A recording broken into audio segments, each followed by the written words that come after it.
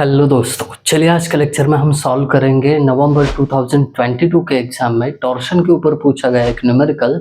वो भी बैठ के आराम से अपने अपने घर और आपके साथ रहेंगे आपके अपने अविनाश सर। तो देर किस बात की, फटाफट शुरू कर देते हैं आज का lecture.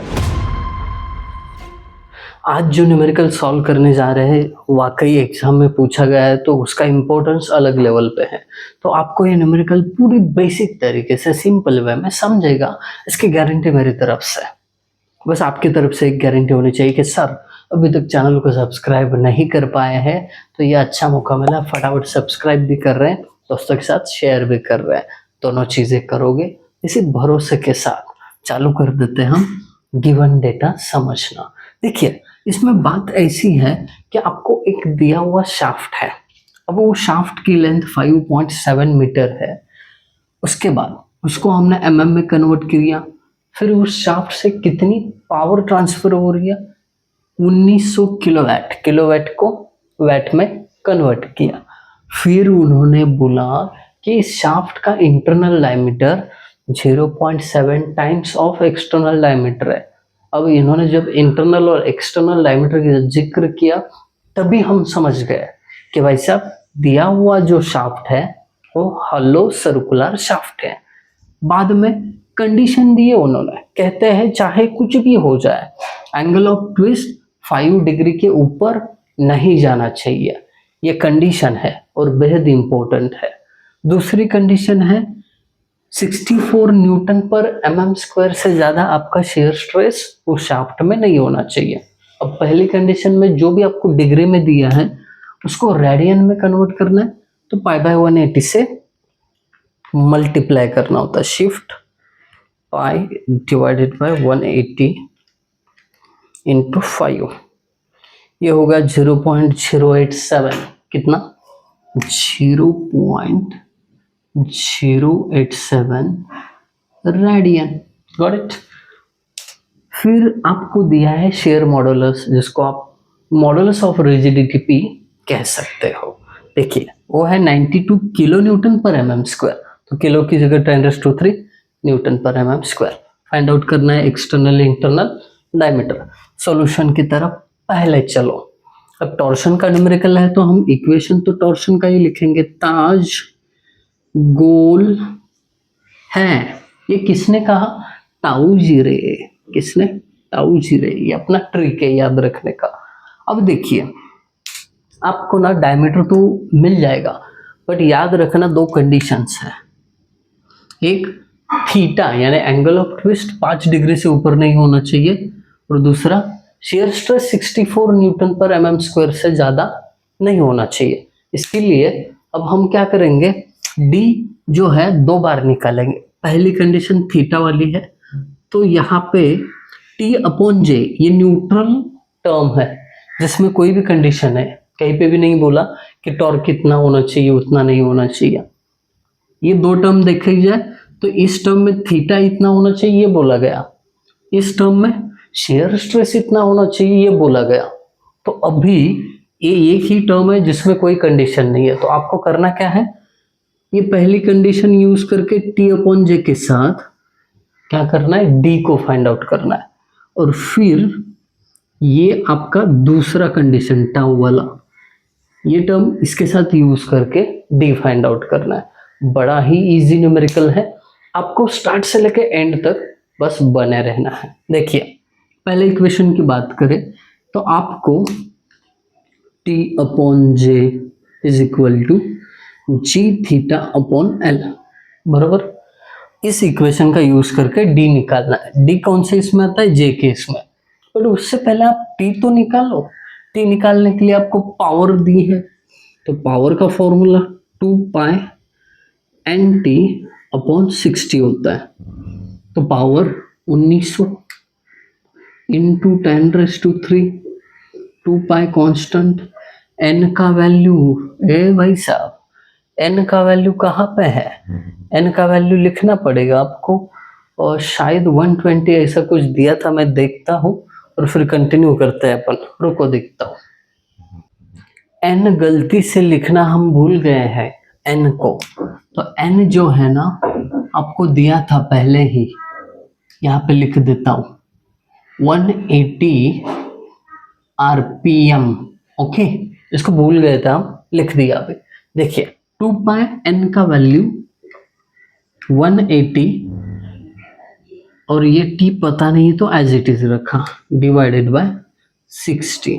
Therefore t is equal to, इस इक्वेशन को कैल्शियम में पुट करो, आंसर मिल जाएगा 1900 into 10⁻³ alpha is equal to, right side में क्या है 2 पाई n का वैल्यू 180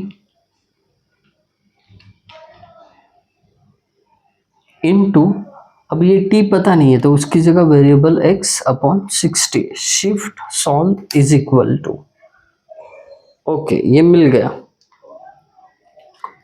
100.798 यानी 100.80।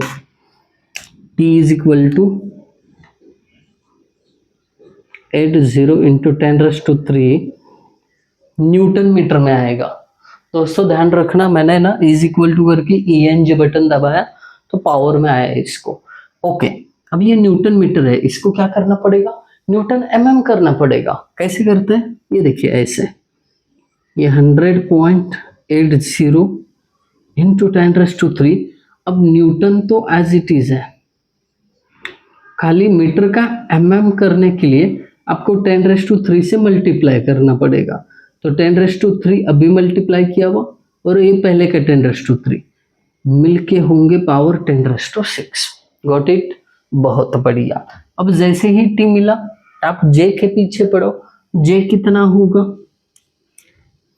π/32 इंटू हॉलो सर्कुलर शाफ्ट है, इसके लिए d⁻⁴ माइनस छोटा d⁻⁴, तो ये क्या हो जाएगा π/32 बड़ा d⁻⁴ माइनस छोटे d का वैल्यू 0.7d, 0.7, एक मिनट, बड़ा d, इसका पावर 4, ये ब्रैकेट जो है इसको स्क्वायर ब्रैकेट बना देते हैं। अब देखिए आपने अगर इसमें से d कॉमन निकाला, therefore j is equal to, d common निकाला तो बचता क्या है π/32 1 माइनस 0.7 का पावर 4 और ये कॉमन निकाला हुआ d⁻⁴। डन। अभी ये जो है कांस्टेंट है, इसका वैल्यू निकाल सकते हो, कौन सा, शिफ्ट π/32 इंटू ब्रैकेट में 1 माइनस 0.7 का पावर 4 ब्रैकेट क्लोज।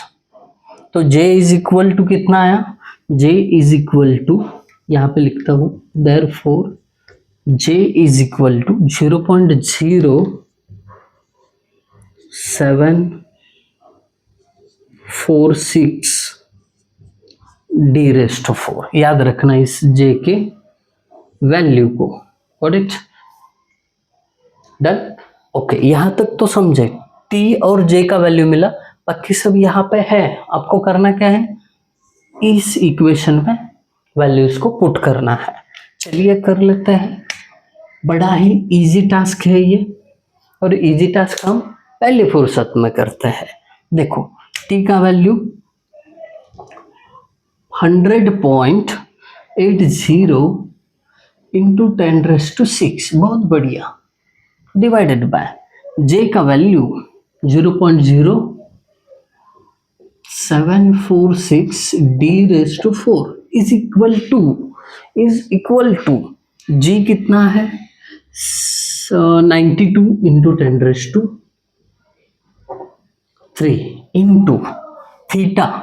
अब देखिए थीटा है 0.087, बरोबर 0.087 डिवाइडेड बाय L है 5700।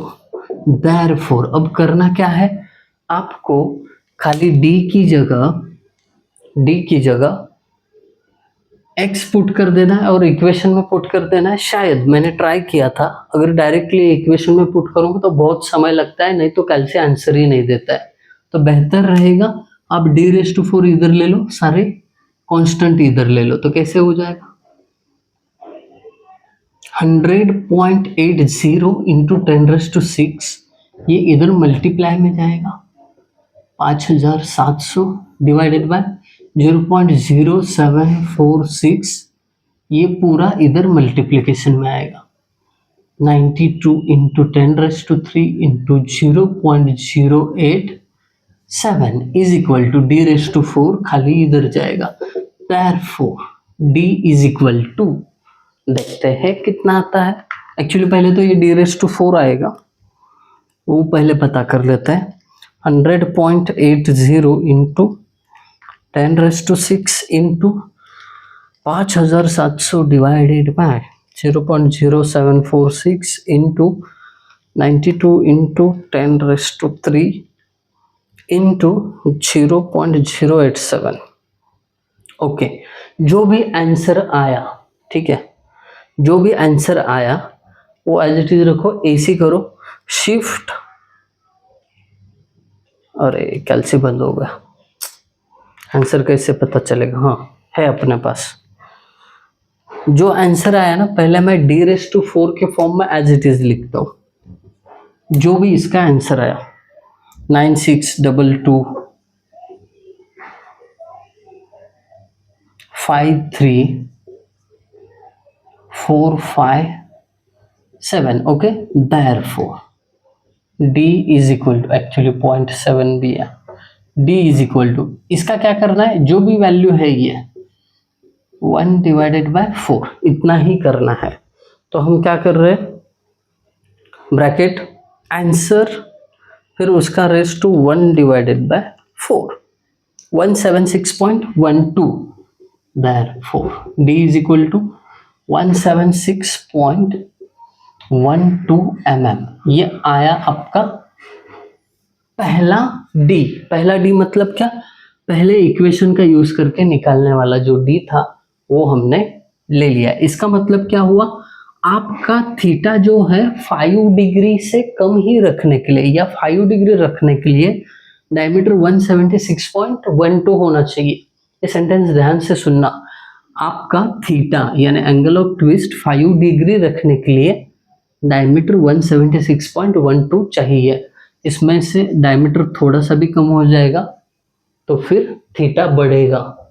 क्यों बढ़ेगा, क्योंकि जे डायमीटर जो है ये इनवर्स प्रोपोर्शन में है, ठीक है। ये एंड में और बात करने वाले हैं, पहले तो दूसरे कंडीशन का यूज करके और एक डी निकाल लो, टाउ अपॉन आर। टी का value 100.80 into 10⁻⁶ divided by J का वैल्यू 0.0746 डी का power 4 is equal to tau का वैल्यू 64 और रेडियस d/2 होता है, ठीक है। रेडियस d/2 होता है, मतलब d/2 का मतलब 0.5 डी भी लिख सकते हो।